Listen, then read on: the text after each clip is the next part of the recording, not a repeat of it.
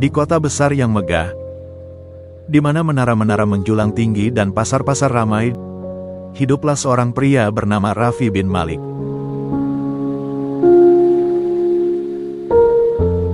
Dia bukan orang biasa. Dia adalah seorang saudagar kaya yang memiliki pengaruh besar di kalangan penguasa. Kekayaannya melimpah ruah, hartanya tak terhitung, dan dia dikenal sebagai salah satu orang paling berkuasa di wilayahnya. Namun, ada satu hal yang membuat orang-orang membencinya, yaitu keserakahannya yang tak terbatas. Raffi adalah seseorang yang tidak pernah puas. Dia memandang dunia hanya dari sisi keuntungan. Baginya, manusia hanyalah alat untuk memperbanyak hartanya. Jika ada orang miskin yang tidak mampu membayar utang kepadanya, dia akan mengambil rumahnya, tanahnya, atau bahkan menjual keluarganya sebagai budak. Namun, sebelum menjadi seorang tiran seperti itu, Raffi dulunya hanyalah seorang anak biasa dari keluarga miskin. Ayahnya adalah seorang pedagang kecil yang jujur, tetapi kesulitan dalam berdagang karena tidak mau menipu atau berbuat zalim. Ibunya seorang wanita solehah yang selalu menasihatinya agar tidak mengejar dunia dengan rakus. Namun, sejak kecil, Raffi sudah menunjukkan tanda-tanda keserakahan.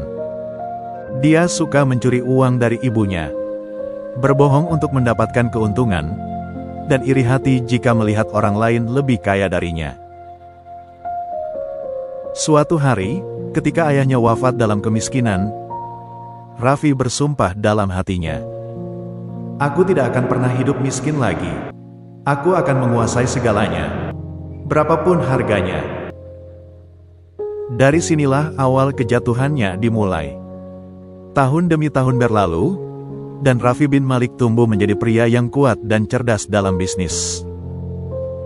Namun, dia menggunakan kecerdasannya bukan untuk kebaikan, melainkan untuk menipu, menindas, dan mengambil apa yang bukan haknya.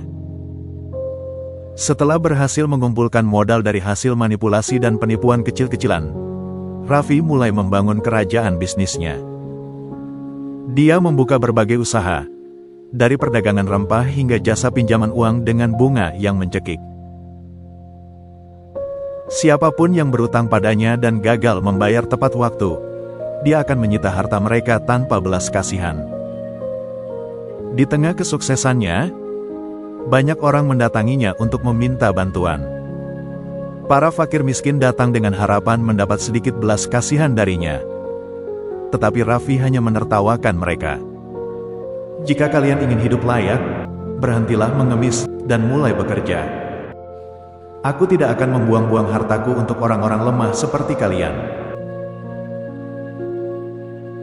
Dia tidak peduli bahwa kekayaannya justru berasal dari penderitaan banyak orang. Suatu hari, seorang lelaki tua mendatanginya. Wajahnya penuh keriput dan pakaiannya lusuh. Dia menunduk dengan penuh kehormatan di hadapan Raffi. "Wahai Tuan Raffi, aku memohon kepadamu. Aku hanya butuh sedikit waktu lagi untuk melunasi hutangku. Anakku sakit, dan aku tidak bisa bekerja dengan baik." Raffi hanya tersenyum sinis. "Itu bukan urusanku. Jika kau tidak bisa membayar dalam waktu 3 hari, aku akan mengambil rumahmu." Lelaki tua itu menangis dan bersujud di hadapannya. "Demi Allah, jangan ambil rumahku. Itu satu-satunya tempat tinggalku bersama keluargaku." Tetapi Raffi tidak peduli. 3 hari kemudian, dia mengirim anak buahnya untuk mengusir lelaki itu dan keluarganya. Istri dan anak-anaknya menangis di jalanan, tetapi Raffi hanya berlalu dengan sombong.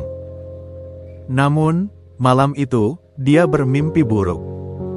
Dalam mimpinya, dia melihat dirinya berada di sebuah tempat yang sangat gelap. Dari kegelapan itu, muncul sosok manusia dengan wajah babi, berjalan mendekatinya dengan tatapan penuh kebencian. "Engkau akan menyesal. Engkau akan menyesal." Raffi terbangun dengan tubuh penuh keringat. Jantungnya berdegup kencang. Tetapi, Alih-alih bertaubat, dia semakin tamak dan semakin zolim. Dia tidak tahu bahwa ajalnya sudah semakin dekat. Waktu berlalu, dan keserakahan Raffi semakin menjadi-jadi. Dia kini bukan hanya seorang saudagar kaya, tetapi juga seorang penguasa yang ditakuti. Tak ada seorang pun yang berani menentangnya. Orang-orang miskin semakin tertindas.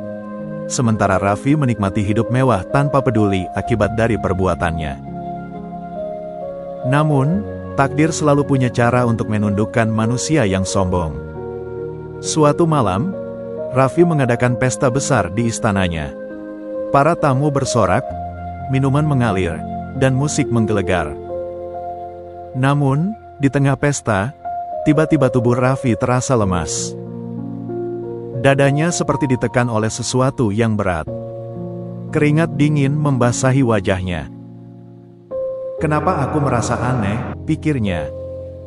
Dia berdiri dengan gelisah, tetapi tiba-tiba pandangannya berputar. Dunia di sekelilingnya menjadi kabur. Tiba-tiba, dia melihat sosok lelaki tua yang dulu dia usir dari rumahnya berdiri di sudut ruangan. Tetapi anehnya, wajah lelaki itu berubah menjadi wajah babi yang mengerikan. Raffi tersentak mundur, tetapi ketika dia melihat ke sekeliling, para tamu-tamu pesta juga berubah menjadi makhluk-makhluk dengan wajah babi dan kera. "Tidak, apa ini?" teriaknya ketakutan. Namun, suara mereka bersatu dalam satu kalimat mengerikan. "Engkau akan menyesal, Raffi. Engkau akan menyesal." Tiba-tiba, Raffi jatuh tersungkur. Mulutnya berbusa. Dia tersedak oleh makanan yang masih ada di mulutnya dan mulai kejang-kejang di lantai. Para tamunya mundur ketakutan, tetapi tidak ada yang berani menolongnya. Dalam detik-detik terakhirnya, Raffi melihat sosok malaikat berwajah hitam pekat menghampirinya dengan rantai di tangan. "Waktumu sudah habis, wahai orang yang zalim. Kini saatnya engkau melihat apa yang telah kau perbuat." Jantungnya berhenti, nafasnya hilang. Raffi bin Malik mati dalam keadaan hina. Jenazah Raffi dimakamkan dengan upacara besar.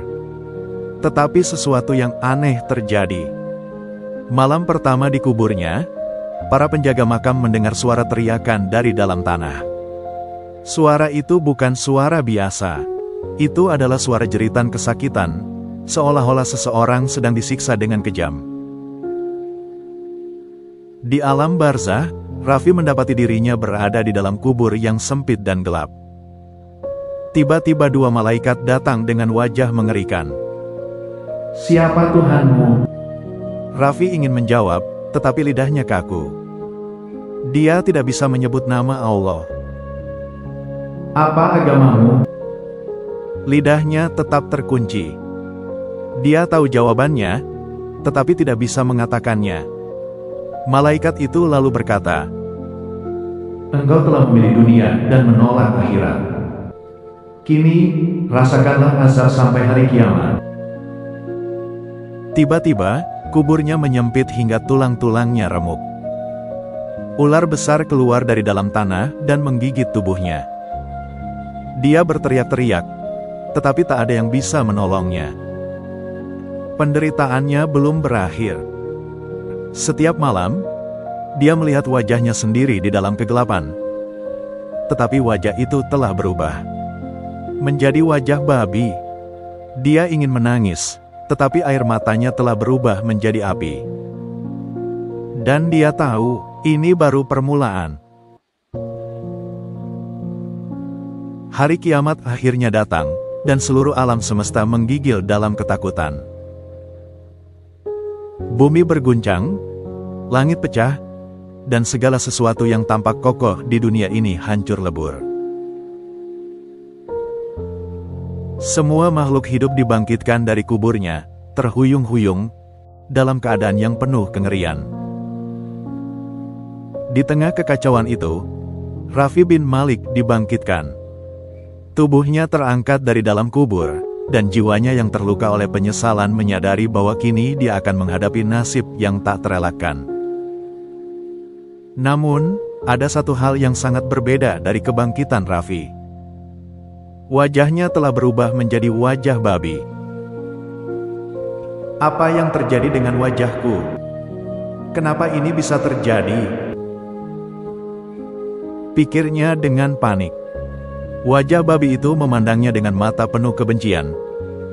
Mereka mencemoohkan dan menertawakannya. Suara-suara yang datang dari sekelilingnya adalah suara makhluk-makhluk yang telah dibangkitkan dengan rupa yang menyeramkan. Banyak di antara mereka yang mengenalinya, dan mereka mulai berbisik. Inilah orang yang menindas kami di dunia. Kini, dia menerima balasannya. Raffi berteriak, berusaha untuk berlari. Tetapi tubuhnya seakan terikat pada tanah. Dia hanya bisa merasakan beratnya langkah kaki yang sangat mengerikan. Kakinya merasa seolah-olah dipenuhi dengan batu-batu besar yang menariknya ke bawah. Hari itu, pengadilan besar di hadapan Allah Subhanahu wa Ta'ala dimulai.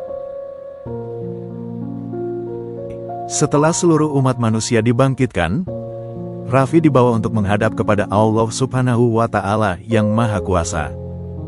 Di sana, dia melihat banyak makhluk dengan wajah penuh ketakutan. Namun dia tahu bahwa tak ada yang bisa menyelamatkannya. Tak ada tempat untuk bersembunyi. Allah Azza wa Jalla memanggilnya. Dan dengan suara yang mengguntur, Allah berfirman, "Wahai Raffi bin Malik, engkau yang sombong dan menindas di dunia, kini saatnya kau melihat balasan atas perbuatanmu." Raffi bergetar hebat. Dia merasa semakin kecil dan hina. Wajah babinya menjadi saksi bisu dari segala dosa dan kezolimannya. Setiap kali dia mencoba berbicara, hanya terdengar suara babi yang mengerikan, bukan kata-kata yang pantas.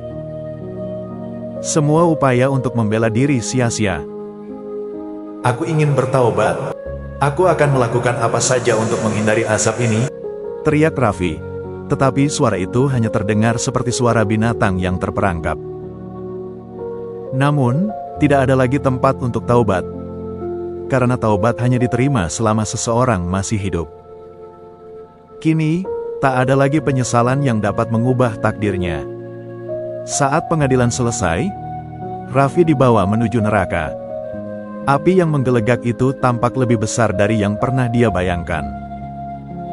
Neraka bukanlah tempat yang bisa dijelaskan dengan kata-kata, karena dia adalah tempat yang hanya bisa dirasakan dengan kesakitan yang tak terhingga. Saat tubuh Raffi yang penuh luka dan bekas azab mulai dibawa lebih dekat ke jurang api, ia merasakan panas yang membakar kulitnya. Wajah babinya semakin rusak, dan semakin banyak makhluk yang mengolok-oloknya, memperlihatkan betapa rendahnya dirinya. Raffi tahu bahwa dia akan terjatuh ke dalam neraka untuk selamanya. Dia berteriak, mencoba melawan. Tetapi wajah babinya hanya menertawakannya. Tangan-tangan api mulai meremas tubuhnya, dan segala rasa sakit yang dia rasakan jauh lebih mengerikan daripada apapun yang pernah dia bayangkan di dunia. Di dalam neraka, Raffi mendengar suara yang sangat menakutkan, suara seorang malaikat yang berkata, "Engkau telah memilih untuk menjadi hamba dunia, dan kini engkau akan menjadi pelayan api yang tak pernah padam." Ketika api neraka semakin mendekat, Raffi merasakan penyesalan yang lebih dalam daripada yang pernah ia rasakan di dunia. Tetapi, sudah terlambat. Neraka adalah tempat terakhir bagi orang-orang seperti dia. Dia telah melewati batas yang tidak bisa kembali. Raffi bin Malik, dengan wajah babinya yang terdistorsi oleh azab, kini berdiri di ambang jurang neraka.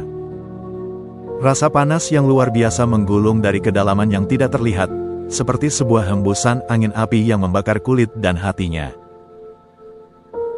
Setiap detik terasa seperti siksaan yang tak terhingga. Saat dia terseret menuju api yang menyala-nyala, tubuhnya seakan-akan hancur oleh tekanan panas yang tak ada bandingannya. Neraka menyambutnya dengan sengit, dengan api yang mengerang dan suara-suara dari dalamnya yang seperti menggigit. Dari dalam api itu, terdengar suara jeritan-jeritan jiwa yang terperangkap. Mereka, yang dulu hidup penuh dosa dan kezoliman seperti dirinya, kini menjadi penghuni tetap neraka. Aku tidak bisa menanggung ini, teriak Raffi dalam kepanikan. Tetapi kata-katanya hanyalah teriakan binatang. Tak ada kata-kata manusia yang bisa keluar dari mulutnya. Malaikat yang menjaga pintu neraka, Malik, yang wajahnya begitu keras dan dingin, menatapnya dengan penuh kebencian. Dia berkata dengan suara yang menggelegar, "Engkau telah menolak kebenaran di dunia dan memilih jalan keserakahan. Kini engkau akan menjadi salah satu penghuni api ini selamanya." Raffi mencoba berbicara, tetapi tidak ada kata-kata yang keluar dari mulutnya. Dia hanya bisa merasakan nyeri yang semakin dalam, menyiksa dirinya hingga tak ada lagi ruang untuk harapan. Dalam api neraka yang tak terpadamkan, Raffi melihat kembali dirinya sendiri. Wajah babinya yang penuh kebencian dan hinaan terus mengikutinya, seakan menjadi bagian dari dirinya yang tak bisa lepas. Dia merasa seperti sedang melihat dirinya dalam cermin, tetapi cermin itu tidak mencerminkan wajah manusia. Itu adalah wajah yang tercela, wajah yang tidak layak dipandang dengan rasa hormat. Dia mengingat setiap perbuatan zolimnya di dunia. Setiap orang yang dia hina, setiap kali dia mengambil hak orang lain, setiap keluarga yang dia hancurkan dengan keserakahannya. Semua itu kini kembali menghantui dirinya. Tak ada tempat untuk lari dari kenyataan yang sudah dia ciptakan sendiri. Raffi mencoba untuk melupakan kenyataan ini. Tetapi wajah-wajah yang dia sakiti di dunia terus muncul di hadapannya, menatapnya dengan penuh kemarahan dan kebencian. Mereka adalah para korban dari perbuatannya yang tidak pernah dia pedulikan. Di tengah api yang semakin membakar, Raffi bertanya pada dirinya sendiri. Apa yang salah? Mengapa aku tidak bisa kembali? Kenapa aku tidak bisa mengubah semua ini? Namun, jawaban tidak datang. Allah Subhanahu wa Ta'ala sudah memutuskan takdirnya. Tidak ada lagi jalan untuk kembali. Tidak ada lagi kesempatan untuk bertaubat. Raffi merasakan betapa kosongnya hidupnya, betapa hampa dan penuh penyesalan. Dia sudah terlambat, tak ada lagi peluang untuk memperbaiki kesalahan-kesalahannya. Neraka bukan hanya tempat fisik, tetapi juga tempat hati yang penuh penyesalan yang tak terobati. Siksaan di neraka tidak hanya berwujud api yang membakar. Tubuh Raffi semakin rusak dan terhapus oleh api yang tidak pernah padam. Setiap luka yang dia rasakan bertambah dalam. Tetapi tubuhnya tidak hancur. Dia terus menderita dalam siksa yang tidak ada habisnya. Dia ingin berteriak, tetapi suaranya semakin hilang. Tubuhnya tidak bisa merasakan kesenangan atau ketenangan lagi. Wajah babinya yang terus menatapnya adalah bentuk hukuman yang lebih kejam daripada api itu sendiri. Itu adalah wajah yang menjadi cerminan dari hidupnya yang penuh dengan kesalahan dan kezoliman. Di sini, di neraka, Raffi hanya ada untuk menderita. Tidak ada penyesalan yang dapat mengubah nasibnya. Dia telah memilih jalannya sendiri, dan kini dia harus menanggung akibat dari pilihannya. Kisah ini berakhir dengan kisah kehancuran Raffi bin Malik. Keserakahan dan kezaliman yang dia lakukan di dunia menjadi penyebab utama azabnya di akhirat. Dalam bentuk wajah babi yang tercela, dia menjadi simbol dari orang-orang yang hidup dalam kesombongan dan kezoliman, yang akhirnya menghadapi balasan yang setimpal di hari kiamat. Terima kasih atas perhatian saudara-saudara semua. Semoga apa yang telah disampaikan dapat menjadi inspirasi untuk meningkatkan kualitas iman dan amal ibadah kita. Mari bersama-sama berusaha menjadi hamba yang lebih baik di mata Allah. Wassalamualaikum warahmatullahi wabarakatuh.